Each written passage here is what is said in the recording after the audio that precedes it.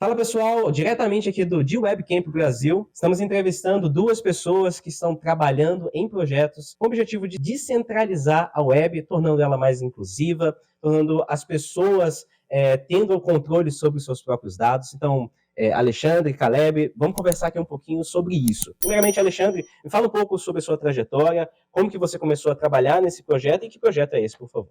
Então, pessoal, tudo bem? Obrigado pela oportunidade de estar presente aqui, conversando sobre o assunto e expandindo as conexões. O meu nome é Alexandre Nicastro, eu sou da empresa Nicas. Eu fundei a empresa há uns 4 anos atrás com a intenção de fazer conexões, melhorar a conexão ali entre a área de inovação, a área de tecnologia, expandir o ecossistema global e tal em relação à inovação. Comecei a me envolver com projetos de descentralização e internet local, local first, etc. Há uns 5 anos atrás também, mais ou menos. Comecei como programador de projetos diversos e depois fui partindo para IPFS, comecei a conhecer bastante a parte da descentralização, da distribuição e comecei a me envolver mais com o pessoal da Protocol Labs, fiz projetos em conjunto, a gente desenvolveu sistemas em conjunto nessa área e depois com a Filecoin Foundation. Hoje a gente está aqui como a Filecoin Brasil, a gente trouxe o patrocínio aqui para a D-Webcamp Brasil com a intenção de justamente trazer um pouco mais da presença aqui para a região, para o Brasil, começar a movimentar mais a questão regional mesmo. Incentivar, né? Isso, a questão local. As dinâmicas são diferentes entre o Brasil e o exterior e muitas vezes pela barreira da linguagem, etc., acaba ficando difícil de fazer essas pontes, etc. Então a gente começou o trabalho para fazer essas conexões entre os locais, entre os países e trazendo mais suporte e conexões aqui para o Brasil, através como eu falei, da Filecoin Brasil. Queremos trazer ainda mais oportunidades aqui e mais parcerias aqui no Brasil e Privacy Map faz parte disso. A gente quer contribuir o máximo possível para o crescimento da região, para o crescimento local e adaptar para as realidades aqui do Brasil, das dinâmicas do país em si e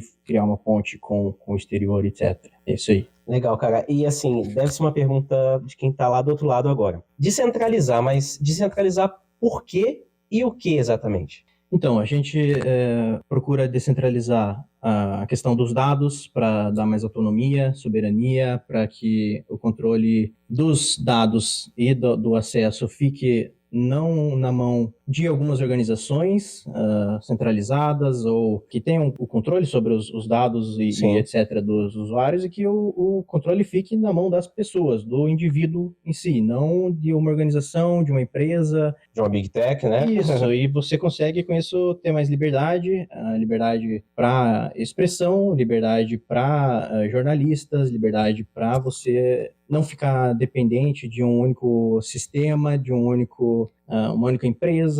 Hoje, por exemplo, se você tiver os seus dados em uma empresa e ela acabar falindo ou ela acabar simplesmente desistindo do desenvolvimento de um produto que você está utilizando, você fica refém desse produto, enfim, que você usa, e a transferência disso fica muito complicada e etc. E aí que entra a Filecoin, por exemplo, que busca justamente resolver a descentralização do acesso aos dados, distribuir tanto o acesso quanto as permissões ali dos dados, para que os usuários consigam tanto prover um espaço para os dados, a hospedagem dos dados. Então, qualquer usuário, qualquer indivíduo que queira participar da rede, ela consegue participar e ter um incentivo para isso. Então, o indivíduo ele tem esse empoderamento, essa liberdade de prover espaço para alguém, prover uma hospedagem para alguém, para os seus dados, de uma forma descentralizada, e quem quer usar a blockchain para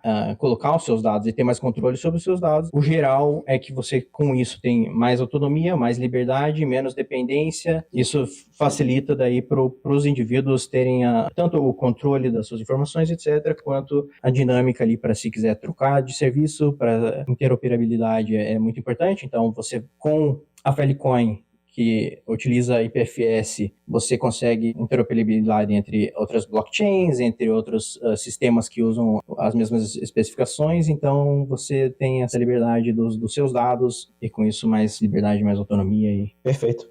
Perfeito. Assim, eu acho que é sobre isso que a gente fala aqui no canal, e eu vou apresentar também agora o Caleb. A gente estava conversando numa outra talk aqui exatamente sobre isso, mas o Caleb também tem a participação em um outro projeto que também fala sobre descentralização, e eu queria que você falasse um pouquinho sobre isso, Caleb, primeiramente se apresentasse rapidamente, e falasse um pouquinho sobre essa sua participação e como que isso se conecta com o que o Alexandre pôde falar. Claro. Bom, sou o Caleb, muito obrigado mais uma vez por estar aqui presente. Tamo junto.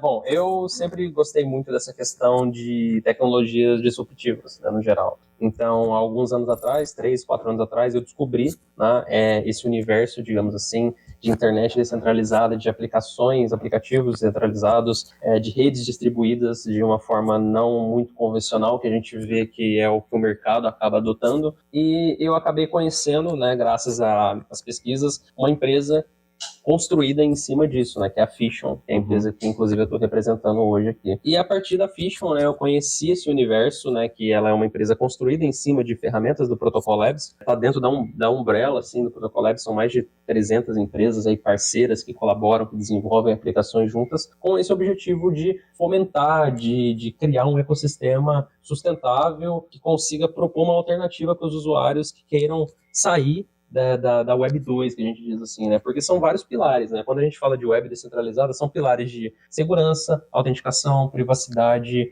escalabilidade. Então, são vários conceitos que você consegue aplicar de diferentes maneiras da forma como são construídas hoje. Então, a gente tem aplicações que são feitas de uma forma convencional que, de certa forma, você consegue propor alternativas para que essas mesmas aplicações sejam menos invasivas, sejam menos intrusivas, sejam mais seguras, de certa forma, para o usuário final, né? E que isso não seja que a pessoa não consiga perceber tanta diferença, né, na hora do uso dela do dia a dia. Então, por mais que ela se importe com essas questões, a gente quer que isso não seja também intrusivo do tipo, olha só, você não deve usar isso, né? Essa não é a questão. A questão é que, tipo, existe uma alternativa de aplicações que vão te empoderar, no sentido literal da palavra, a utilizar a internet de uma forma que te dê mais controle sobre as coisas, né? Eu acho que é sobre escolhas também. Sobre privacidade é sobre transparência, mas também sobre escolhas. E cabe a nós, projetos de privacidade, prover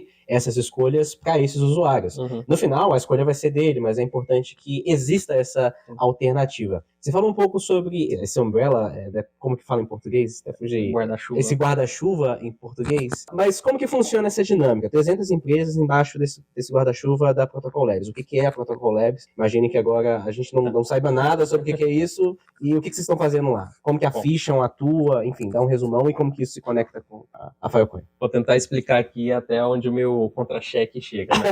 Vamos dizer assim. Bom, a Protocol Labs, ela surgiu como iniciativa de pessoas que já trabalhavam em conceitos disruptivos e tecnologias edge, né, que a gente fala, né, de ponta. Então, o pessoal que trabalhou na Ethereum, né, por exemplo, eles acabaram se unindo, de certa forma, um pessoal acabou juntando para criar essa organização a fim de montar, digamos assim, o futuro da internet, a Web3, né? Uma parte da Web3. Quando a gente fala de criptomoeda, NFT, ela é só um pedacinho do que é o ecossistema da Web3 no geral. Então, a Protocol Labs, ela vem com um conceito, né? Um conceito de paradigma, com protocolos, né?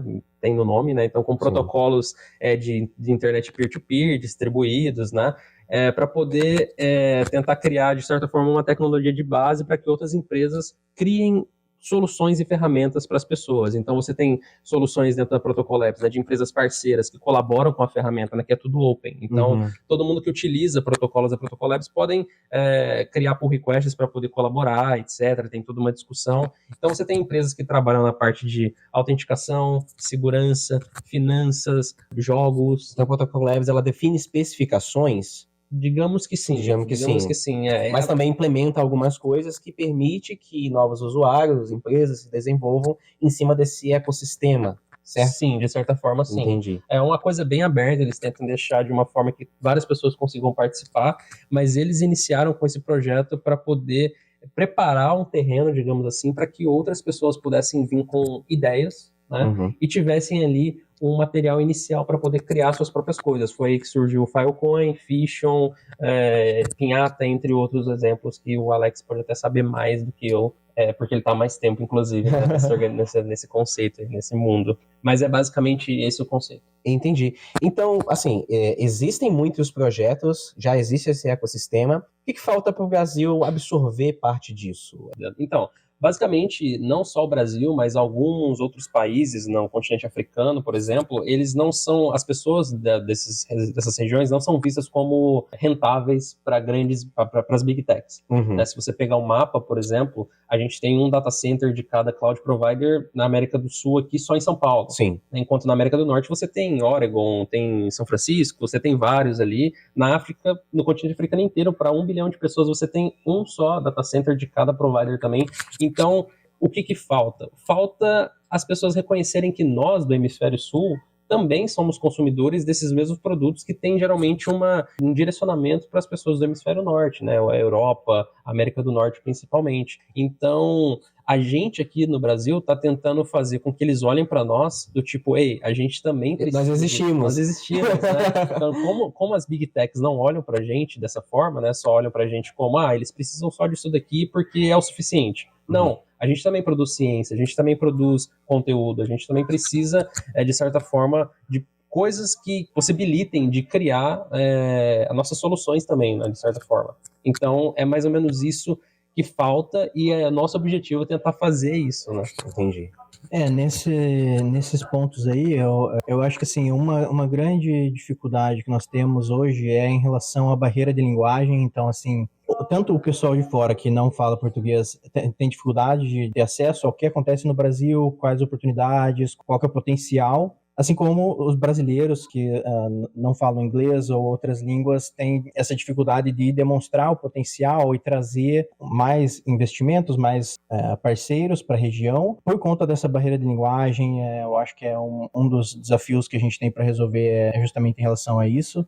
Outra questão são as dinâmicas do país. Então, as dinâmicas do Brasil comparado com outros países, as soluções que são feitas para outros países não necessariamente elas se aplicam direto no Brasil. Então, às vezes as soluções são feitas com a visão do exterior, com a visão dos Estados Unidos, Europa, Ásia, etc. E as dinâmicas são muito diferentes. Então, a gente precisa fomentar essa parte mais de identificar quais são os desafios do Brasil, como deixar isso claro, passar essa mensagem, como identificar as soluções para os desafios que nós temos locais do Brasil e fazer essa ponte. A ideia de um grupo focado em fazer conexões entre o Brasil e o exterior é justamente fazer essa parte de identificar quais são os desafios, apresentar propostas e soluções e trazer o pessoal que tem interesse em ajudar a região e fazer essa ponte entre pessoas que têm interesse em participar do desenvolvimento aqui do ecossistema brasileiro, na área de tecnologia, inovação,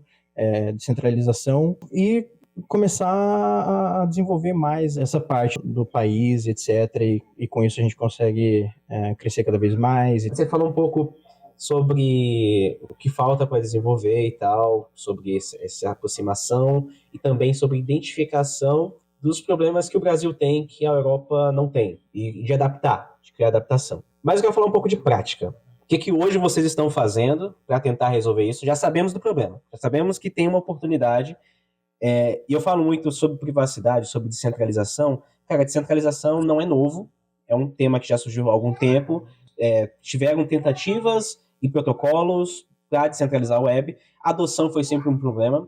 Também a criação de negócios, criação de plataformas foi um problema também que a web, ao longo de todos esses anos, enfrentou. E o que vocês estão fazendo hoje para que essa próxima tentativa seja uma tentativa efetiva? Não seja mais uma dessas que falharam? Qual é a diferença? Cara, é tecnologia? É pessoas? Sei lá, o tema? É a oportunidade? É o timing?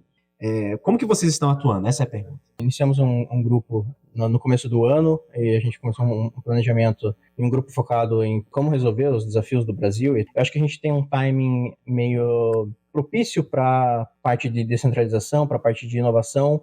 Muitas mudanças estão acontecendo na parte da regulamentação do governo. Temos muitas oportunidades aí de participar de projetos que envolvem a tecnologia, a infraestrutura nacional e conseguir trazer um pouco desse conhecimento que nós temos. A gente tem pessoas hoje no grupo de diversas empresas, com diversas especialidades. A visão que a gente tem é que esse mix de pessoas consegue interagir com diversas áreas da região para que seja desenvolvida a região, participar da discussão em um nível global, mantendo o foco na região, mas conseguir participar da discussão de uma forma global, participar das discussões na parte de inovação, junto com essas mudanças todas que estão acontecendo em regulamentação, que estão acontecendo na tecnologia em si. Então, hoje em dia a gente tem bastante a parte de inteligência artificial, inclusive, como que isso afeta a privacidade, como que isso a afeta... descentralização também, certo?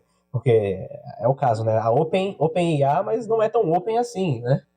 Exatamente. Então, como a gente pode ter esse conhecimento, ter acesso a essas ferramentas de maneira descentralizada? Eu acho que isso é importante. Como a gente pode fazer com que diferentes atores da sociedade possam participar desse processo também. Eu acho que é sobre isso que você está falando, né? E está tendo essa oportunidade e vocês estão tentando resolver isso aí e tentando criar, né, esse ambiente propício para que a descentralização ocorra.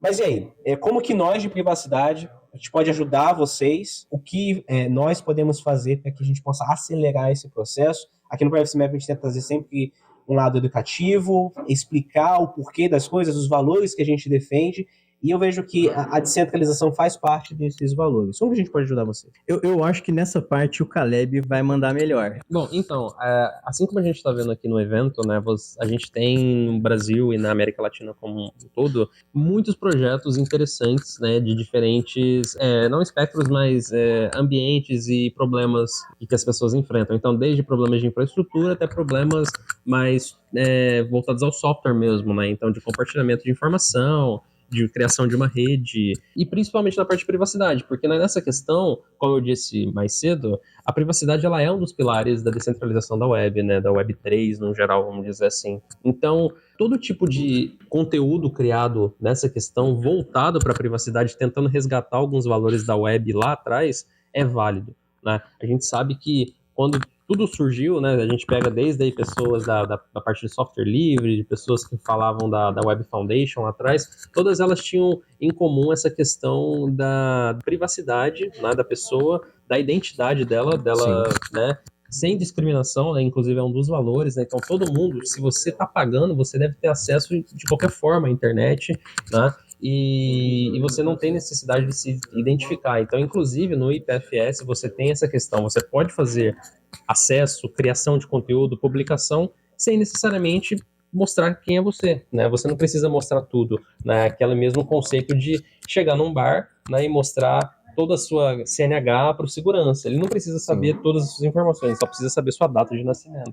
Né? Então a gente tenta trazer esses conceitos para a web, para projetos de infraestrutura, mas resolvendo questões locais, né? Então a gente viu aqui na WebCamp esse tipo de necessidade, né, que acontece, a gente vê no Brasil esse tipo de coisa, a gente vê muita oportunidade de realizar esse tipo de trabalho. Né? Inclusive, o Privacy Map ele faz muito esse trabalho disseminando esse tipo de conteúdo e de informação para as pessoas que muitas vezes não conhecem nem os conceitos mais básicos, né? Então, só de disseminar, né, só de você assistir o vídeo, só de você compartilhar alguma coisa relacionada a isso, você já está dentro desse universo, vamos dizer assim. Obrigado, tá? E às vezes essa dinâmica aqui, às vezes ela é um pouco injusta, porque é eu fazendo perguntas e eu quero trazer para vocês. O que faltou perguntar para vocês que vocês querem trazer nesse vídeo de assunto? A gente falou dos problemas, falou das dificuldades, como vocês estão tentando resolver, a sinergia. Mas o que faltou eu perguntar, talvez que para o público seria uma coisa interessante deles saberem dessa atuação sua na descentralização? Eu acho que uma das coisas que a gente mais se preocupa são as expectativas, né, para os próximos passos, porque, de certa forma, como você disse, por que os outros projetos deram errado, né, de certa forma? A gente precisa tentar entender onde eles falharam para a gente poder acertar nesse ponto. Então, a gente tem muito projeto maneiro acontecendo, só que a gente precisa mostrar para eles de certa forma. Então, se a gente continuar fomentando a comunidade, tentando trazer o pessoal de diferentes projetos para poder participar, criar evento, meetup, workshop, hackathon, talvez isso atraia um pouco mais os olhares para a gente, né? Porque ao invés deles virem com o conceito pronto para só implementar, na América Latina como um todo, no Brasil, que obviamente têm conceitos diferentes, né, de língua, de cultura, a gente mostra para eles o que a gente é capaz de fazer, o que a gente faz, como as coisas são diferentes. Então, eu acho que essa é mais ou menos a ideia que a gente tem para melhorar a disponibilidade de recursos para o Brasil nesse conceito, porque, de certa forma, lá fora ele já tem um conhecimento maior do público, porque sempre foi direcionado para eles, né? Toda essa questão. A gente só consumia, né, baseado no que chegava para nós, mas a gente nunca impôs, digamos assim, poxa, a gente precisa disso, a gente faz isso, né? Então, mostrando o que é feito aqui, desde redes de rádio para comunidades até aplicações descentralizadas para compartilhamento de fotos no campo numa comunidade, até livros, conceitos, cartilhas, a gente consegue mostrar para todo mundo fora que está tentando investir no Brasil, digamos assim, o que a gente precisa, o que a gente quer. É isso. Responda pra gente também a mesma pergunta. O que faltou perguntar para você que você acha importante pontuar nesse vídeo, comunicar com quem está assistindo a gente, enfim. Fique à vontade. Eu acho que uma questão que talvez não seja nem de pergunta, mas um comentário que eu gostaria de fazer, até às vezes um pedido aí para quem estiver assistindo. Nós aqui no Brasil precisamos de mais material traduzido, principalmente nas áreas aí de tecnologia e na parte de descentralização. Precisamos mais material para conseguir desenvolver aqui a região, conseguir atuar mais na frente educacional também, a produção de material, participação em discussões, participação nas universidades, levar esses materiais para as universidades, levar essas discussões para grupos educacionais e fazer essa integração entre esses mundos, que não acabe com a gente, que não sejamos o ponto final, e sim a ponte para que mais pessoas consigam se envolver, mais pessoas consigam aprender e consigam contribuir, cada um da sua forma, e desenvolver a região, e participar, e crescer, enfim. Crescer de maneira sustentável, né? Eu acho que é isso. E para a gente poder finalizar, eu queria que você deixasse uma mensagem de padrão. Começar com você, que já está com o microfone na mão. Deixe sua mensagem. Acho que foi um chamado, né? A contribuição, contribua com projetos open source, entenda como que a gente está atuando, participe e traduza, né? E busque estar ativo na comunidade. Além disso, deixe sua mensagem para o público aí do Privacy Map. E, enfim, fica aí. Seu tempo. Eu gostaria primeiramente de agradecer de novo a oportunidade aqui, agradecer ao pessoal que está assistindo aí, muito obrigado pelo tempo que vocês passaram aí escutando a gente discutindo aqui as ideias e tal. Isso por si só já é importante. Já é participação, né? É o que faz a engrenagem girar ali e funcionar. Então, gostaria de agradecer, parabenizar pela iniciativa, parabenizar pela atitude aí e participação. Muitas vezes é difícil de se manter no caminho ali e conseguir energia ali e tal para fazer as coisas, principalmente nas coisas regionais. Sim. Mas eu acredito muito que a gente consegue aproveitar as oportunidades aqui, achar soluções para os desafios. E quem tiver interesse, a gente tem Vou deixar na descrição aqui os links, tá? Isso, a gente tem um grupo que a gente nomeou por enquanto de BR Working Group, então seria Brasil Working Group. Seria um grupo de trabalho que brasileiros, não brasileiros, pessoas do exterior que queira contribuir com a região. O nosso site, por enquanto, é brwg.org, então quem quiser mais informações ali, a gente está disponibilizando no site. Quem quiser participar, por favor, participem, vamos construir junto aí. E é isso, muito obrigado. E é isso, obrigado. Vou também deixar o seu momento para a sua mensagem. Enfim, é sobre sustentabilidade e sobre construção de futuro. Eu vejo um futuro melhor, é o que me move. E aí? Mesma coisa. Bom, eu queria só agradecer mais uma vez aí pela participação. É esse tipo de projeto que faz com que a gente se envolva cada vez mais, porque a gente enxerga uma colaboração maior de todo mundo. Então é isso que precisa da união da galera que tem algum tipo de projeto desse tipo. Então se você que está assistindo, por exemplo, tiver algum tipo de solução, algum tipo de produto, algum tipo de grupo que esteja fazendo algo semelhante, esteja buscando algo, tente buscar a colaboração com todo mundo, se conectar, né? Tem até essa questão do work in public, né? Trabalho em público, para poder mais pessoas consigam contribuir, né? E criar especificações, criar, sei lá, conceitos, criar protocolos, quem sabe, né? A gente tem que pensar grande também, para resolver problemas que nós temos aqui, né? Então, de uma forma que nós consigamos controlar e que nós consigamos ter a nossa própria autonomia, né, de resolver esses problemas e não simplesmente pagar em dólar, por exemplo, para resolver um problema que, poxa, a gente tem um gasto em real. Então acaba sendo, né, não só do conceito social, mas também financeiro, também, que é muito importante pensar nessa parte também. Então era isso que eu queria pedir, né? Eu sei que o seu público é bem engajado, então é mais ou menos isso. Não importa, designer, desenvolvedor, enfim, fica à vontade. E, cara, cada talento, né, tem seu espaço. Acho que é sobre essa mensagem que a gente tem que falar aqui. E é isso, pessoal. Muito obrigado mais uma vez. Tamo junto. Muito obrigado, cara. Valeu. Valeu, pessoal. Até mais.